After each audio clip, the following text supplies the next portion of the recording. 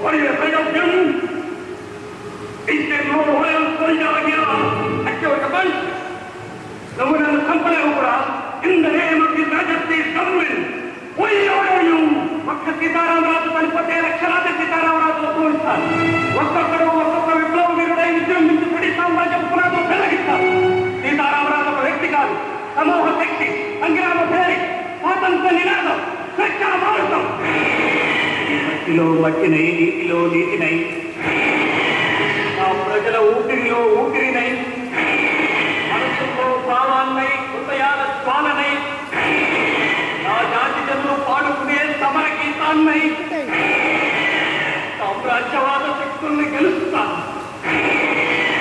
స్వతంత్ర భారతి జయకేతనంగా నిలుస్తాను.